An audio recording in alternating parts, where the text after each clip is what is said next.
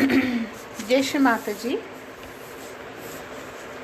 ये session, this session is especially for the left heart triangle Shri Mataji has given in Nirmal Vidya,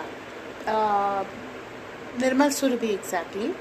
There is a diagram on which left heart countries are explained, which is England, Spain and Italy. The three countries together make a triangle, and in the center they have France, which is said to be the chitta of the world, the liver of the world, or the attention of the world. Now these three countries we are going to practice for the sake of left heart. The Atma resides in left heart, so we are going to practice these three countries. The ruler of the left heart is Shri Shiva and Parvati. So we will begin with the prayers of Shri Shiva, Shri Parvati, and later on we will do some bija mantras related to it. ये हमारा session हृदय चक्र के लिए है। जो बायां हृदय है उसके स्वामी श्री शिव हैं। 3 देश हैं, इंग्लैंड, इटली और स्पेन, और इन तीनों का एक ट्रायंगल बनता है। जब आप इसे भौगोलिक पटल पे देखें, मैप में देखें, तो अभी हम उनका वंदन स्तवन करेंगे श्री महादेव का, और इन तीनों पर कार्य करेंगे।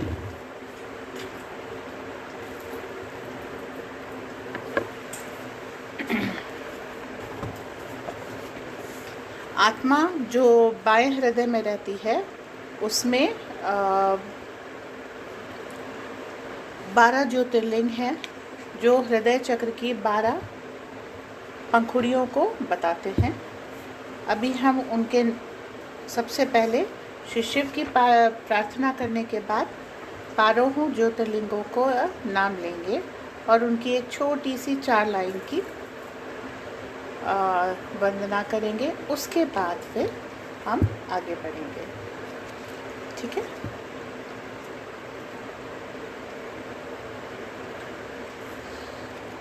तो ये प्रार्थना है जो श्री हिमालय ने की थी शिव जी की, और इसलिए हम भी वही करेंगे। ओम त्वमेव साक्षात् श्री महालक्ष्मी महासरस्वती महाकाली त्रिगुणात्मिका कुंडलिनी साक्षात् श्री आदिशक्ति माताजी श्री निर्मला देव्यै नमो नमः। ओम त्वमेव साक्षात् श्री कल्की साक्षात् श्री आदिशक्ति माताजी श्री निर्मला देव्यै नमो नमः। ओम त्वमेव साक्षात् श्री कल्की साक्षात् श्री सहस्रार स्वामिनी मोक्ष प्रदायिनी माताजी श्री निर्मला देव्यै नमो नमः। ओम त्वमेव साक्षात् श्री गणेश साक्षात् श्री आदिशक्ति माताजी श्री निर्मला देव्यै नमो नमः। ओम ह्रीं ह्रीं ह्रीं ओम ह्रीं ह्रीं ह्रीं ओम ह्रीं ह्रीं ह्रीं। As you know, ring is the बीज मंत्र of श्री कुंडलिनी। रिंग श्री कुंडलिनी का बीज मंत्र है। अब हम श्री हिमालय द्वारा रचित शिव स्तोत्र का पाठ करेंगे।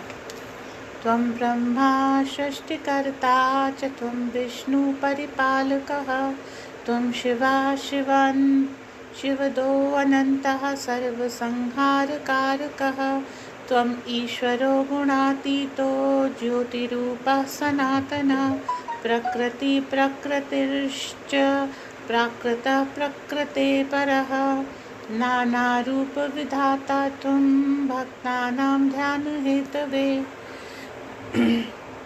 येषु रूपेषु यत्प्रीतिस्तद्रूपं बिभर्षि च सूर्यस्त्वं षष्टिजनक आधार सर्वतेजसां सोमस्त्वं यशस्य पाता च सततं शीतरश्मिना वायुस्त्वं वरुणस्त्वं च त्वम् अग्निस्वरदाहकः इन्द्रस्त्वं देवराजश्च कालो मृत्युर्मस्तथा मृत्युञ्जयो मृत्यु कालौ यमान्तकः वेदस्त्वं वेदकर्ता च वेदाङ्गपारगः विदुषां जनकस्त्वं च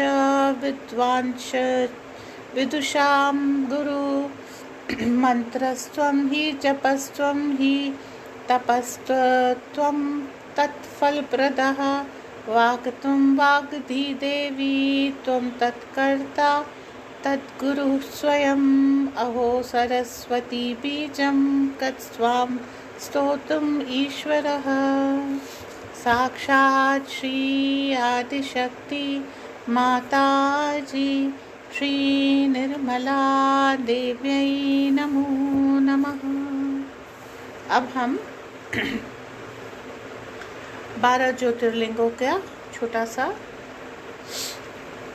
पाठ करेंगे। लेफ्ट हैंड हार्ट पे, लेफ्ट हैंड श्री माता जी की तरफ, राइट हैंड हार्ट पे, अटेंशन हार्ट पे या सहस्रार पे।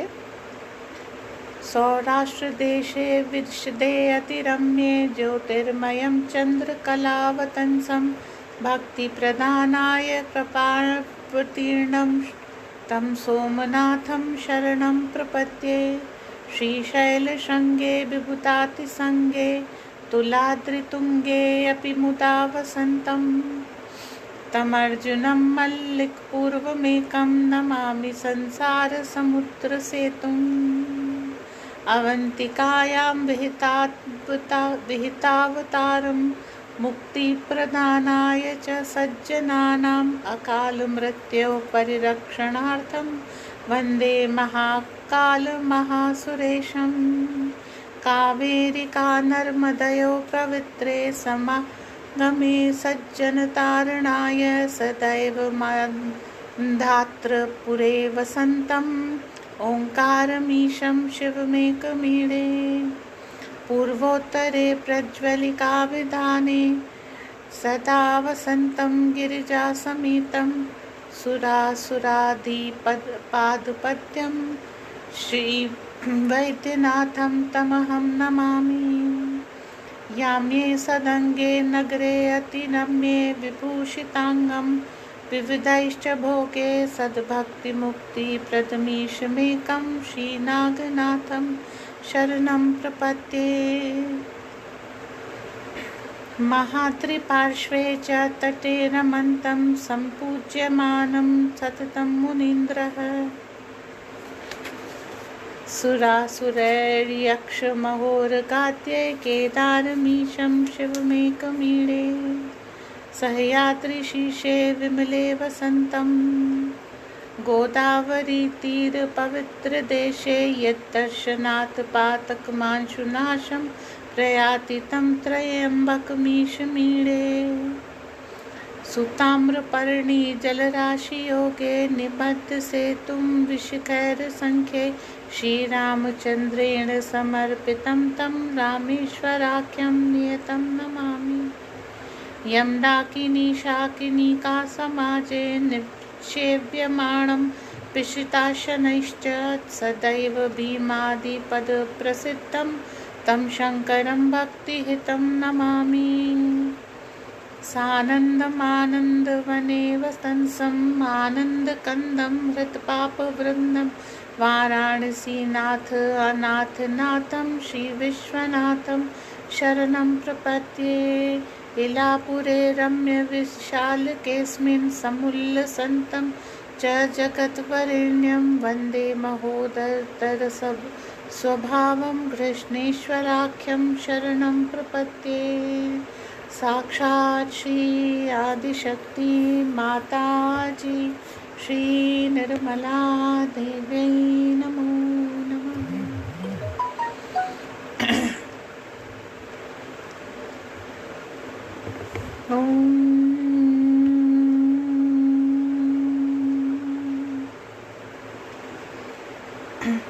त्वमेव साक्षात् श्री शिवपार्वती साक्षात् श्री ललिता साक्षात् श्री आदिशक्ति माताजी श्री निर्मला देव्यै नमो नमः। ॐ त्वमेव साक्षात् श्री आत्मलिंग साक्षात् श्री आदिशक्ति माताजी श्री निर्मला देव्यै नमो नमः।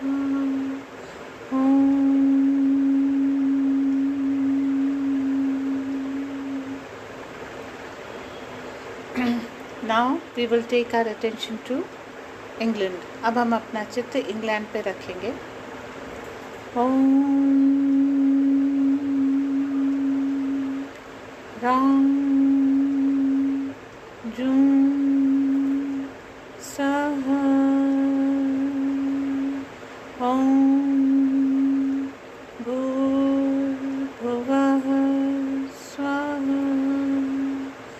ओम त्र्यंबकं यजामहे सुगंधिं पुष्टिवर्धनम् उर्वारुकमिव बन्धनात् मृत्योर्मुक्षीयमामृतात् ॐ स्वः भुवः भूः ॐ सः जूं रां ॐ चं बं लं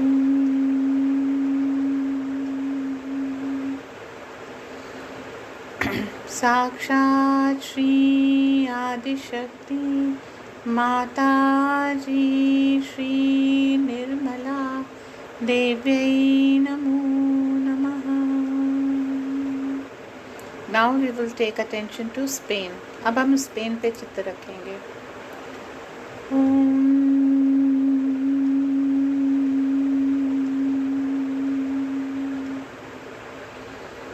रां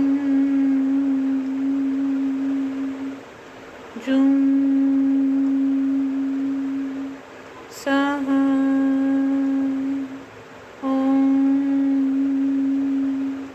भूर्भुवः स्वः ओम त्र्यंबकं यजामहे सुगंधिं पुष्टिवर्धनम् उर्वारुकमिव बन्धनात् मृत्योर्मुक्षीयमामृतात् ॐ स्वः भुवः भूः ॐ सः जूं रां ॐ चं बं लं साक्षात् श्री आदिशक्ति माताजी श्री निर्मला देव्यै नमो नमः।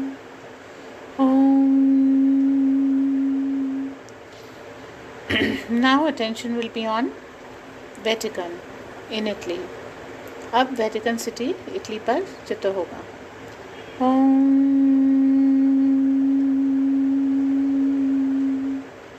रंग जूं सह ओम भूर्भुवः स्वः ओम त्र्यंबकं यजामहे सुगंधिं पुष्टिवर्धनम् उर्वारुकमिव बन्धनान् मृत्योर्मुक्षीयमामृता. ॐ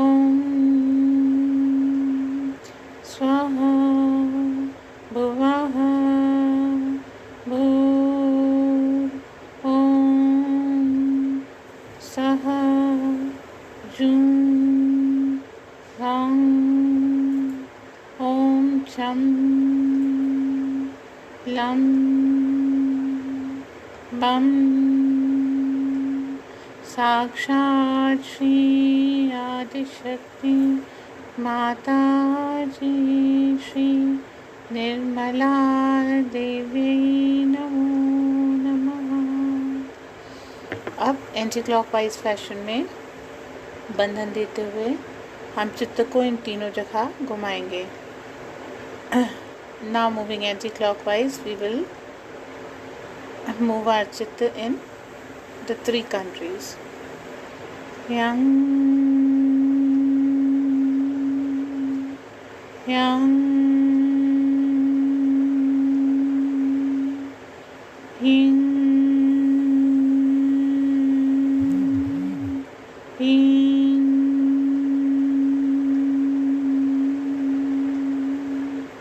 yung,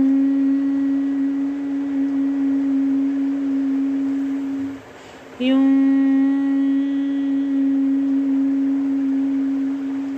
yang, yerung, yerung, yerung, hing, yang, yung, yang, yang, यह साक्षात् श्री आदिशक्ति माताजी श्री निर्मला देवी नमो नमः.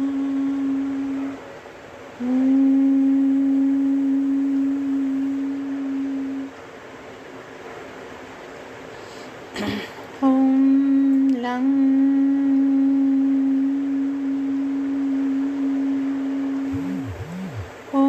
त्वमेव साक्षात् श्री ललिता साक्षात् श्री आदिशक्ति माताजी श्री निर्मला देवी नमो नमः.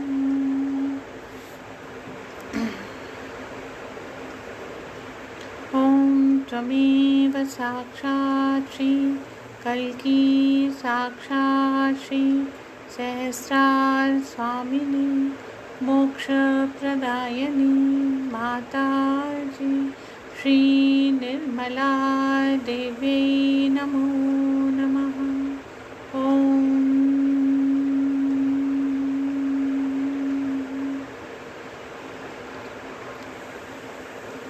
ॐ त्वमेव साक्षात् श्री आत्मा परमात्मा साक्षात् श्री आदिशक्ति माताजी श्री निर्मला देवी नमो नमः. ॐ त्वमेव साक्षात् श्री शिव पार्वती साक्षात श्री आदिशक्ति माता जी श्री निर्मला देवी नमो नमः। Thank you for joining in. बंधन लेके जा सकते हैं।